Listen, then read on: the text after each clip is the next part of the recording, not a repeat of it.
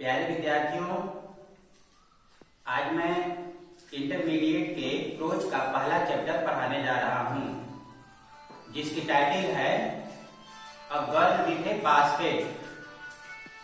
इसके लेखक हैं William C Douglas. William C Douglas America के सुप्रीम कोर्ट के जज थे। ये भारत भ्रमण पर 1950 ईस्वी में भारत आए थे। ये इनका उस समय तत्कालीन भारत के प्रधानमंत्री पंडित जवाहरलाल नेहरू थे और उसी समय भारत और पाकिस्तान का बंटवारा हो चुका था और तो उनका मेन मकसद था आजादी के बाद भारत के लोगों के बारे में जानने का। इसलिए उन्होंने भारत भ्रमण की यात्रा की। अब मैं विस्तार से पैरा का हिंदी बताने जा रहा हूं। अब आप लोग ध्यान से सुनिए। I had left New Delhi for the Himalayas. I had left माने रवाना हो चुका था। Had left means रवाना हो चुका था। I had left मैं रवाना हो चुका था। New Delhi for the Himalayas मैं नई दिल्ली से हिमालय के लिए रवाना हो चुका था। I was going मैं जा रहा था। As far as बरेली तक। As far as means होता है तक। I was going as far as Bareilly by train मैं रेलगाड़ी से बरेली तक जा रहा था। एंड देन और उसके पश्चात बाई कार टू रानीखेत और उसके पश्चात कार द्वारा रानीखेत गया। रानीखेत के बारे में an old British army hill station. Ranikhet old British army hill station. British army माने अंग्रेजी सेना। रानीखेत अंग्रेजी सेना की एक पुरानी हिल स्टेशन पहाड़ी छावनी।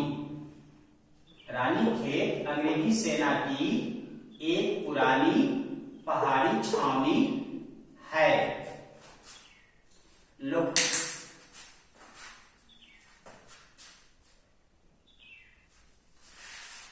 लोकेटेड जो स्थित है।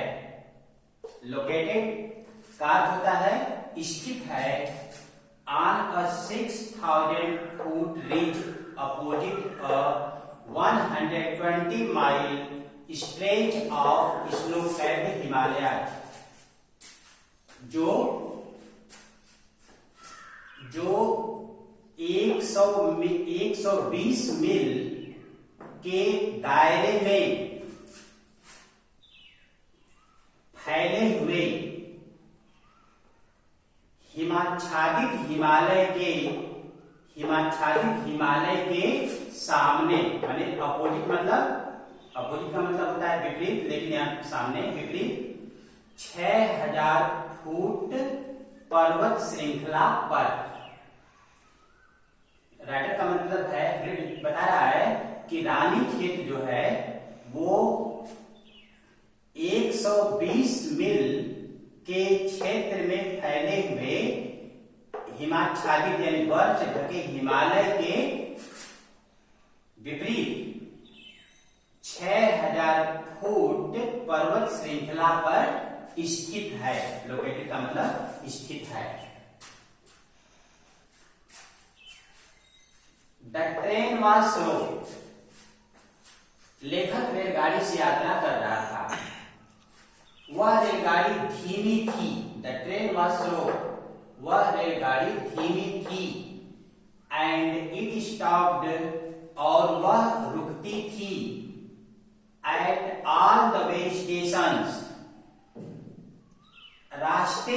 में आने वाले सभी स्टेशनों पर, वह रेलगाड़ी रास्ते में आने वाले सभी स्टेशनों पर रुकती थी। At every stop, her station पर, I swung open the door of my compartment. Her station पर I swung open का मतलब होता है झटके से खोलना। मैं अपने डिब्बे के दरवाजे को झटके से खोल देता था एंड वॉक द प्लेटफॉर्म, और प्लेटफॉर्म पर आकर टहलता था। ये रहा पैरा फर्स्ट का हिंदी ट्रांसलेशन। अब सेकेंड पर, the platforms were packed with people. Platforms बहुवचन में है, वर पैक्ड माने प्लेटफॉर्म जो थे वो भरे हुए थे, वर मीन्स थे, भरे हुए थे, विथ पीपुल माने लोगों से। प्लेटफॉर्म लोगों से भरे हुए थे। और वे लोग कौन कौन थे? सिख, मुस्लिम्स, हिंदू, सिपाही, सोल्जर मीन्स सिपाही, मर्चेंट्स व्यापारी, प्रीस्ट मीन्स पुजारी, पोर्टर मीन्स कुली, बेगर्स मीन्स भिखारी, हाकर्स मीन्स फेरी वाले। लेखक का मतलब है कि स्टेशन जो थे वह सिख, मुसलमान, हिंदू, सिपाही, व्यापारी, पुजारी, कुली, फेरी वाले, भिखारी और फेरी वालों से पूरी तरह से भरा हुआ था। Almost everyone was barefoot. लगभग हर कोई नंगे पांव में था। लगभग सभी लोग जो थे नंगे पांव में थे। And dressed in loose white garments. और loose white garments और सफेद ढीले ढाले पोशाक, ड्रेस्ड इन पहने हुए थे।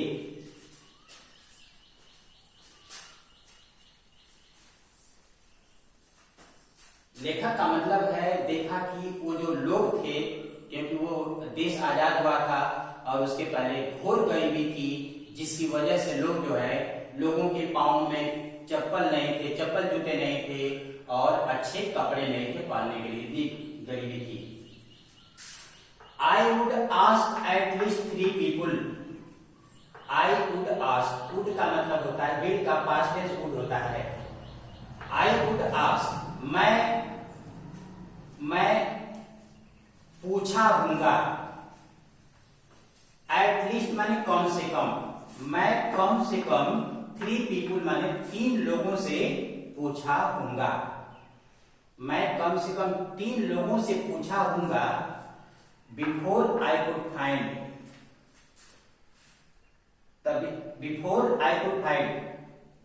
तो मुझे, I could find means मुझे मिल गया, अर्थात मैं पा सका। I could find means मैं पा सका। one माने एक ऐसा व्यक्ति who spoke English, जो अंग्रेजी बोल लेता था। लेखक कहता है कि कम से कम मैं जो है 3 लोगों से बात किया होगा, तभी मुझे एक ऐसा व्यक्ति मिल गया जो अंग्रेजी बोल लेता था। We would talk world affairs. We means मैं और मेरा साथी जो अंग्रेजी बोल लेता था। हमने क्या किया? would talk माने हम लोगों ने बातचीत की। वर्ल्ड अफेयर माने विश्व की घटनाओं पर। हम लोगों ने विश्व की घटनाओं पे बातचीत की। एंड एवरी मेजर टॉपिक, और हर बड़ी खबर पर द न्यूज माने टॉपिक माने विषय, यानी कि द न्यूज माने समाचार, समाचार के news of the day produced, sorry,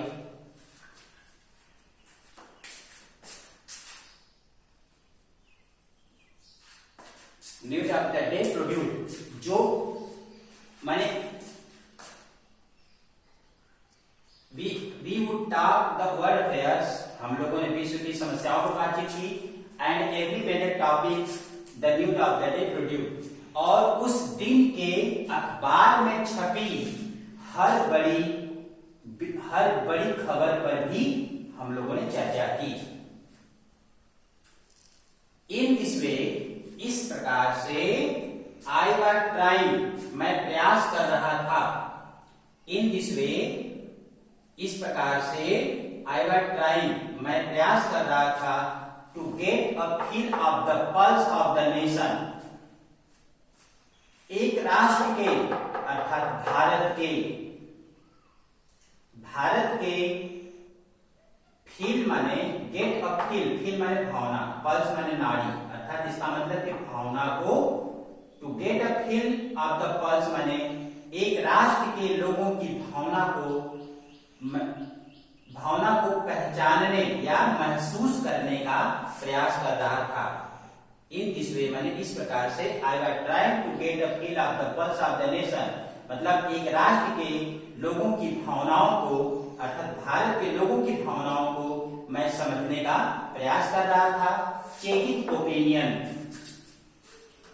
opinion का मतलब होता है उनकी राय का परीक्षण करके, उनकी राय का परीक्षण करके, अगेंस्ट जो अगेंस्ट था, अगेंस्ट माने विरुद्ध था, किसके, ऑफिशियल एटीट्यूड्स एंड रिपोर्ट्स, जो आधिकारिक दृष्टिकोण और सूचनाओं के विरुद्ध था।